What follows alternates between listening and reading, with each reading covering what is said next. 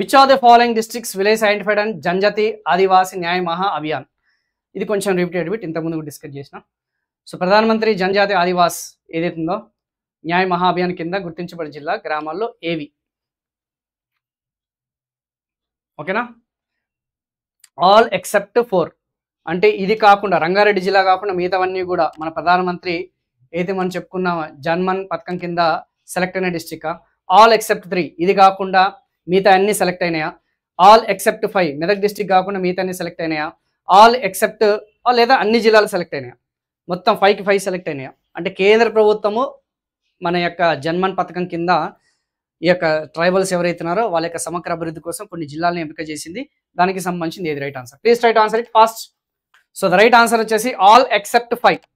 మెదక్ జిల్లా లేదు. సో దీని స్థానంలో మనకి ఏముందమ్మా? మెదక్ జిల్లా స్థానంలో వికారాబాద్ జిల్లా ఉంటుంది. చూడండి ఏ జిల్లా ఉంది? వికారాబాద్.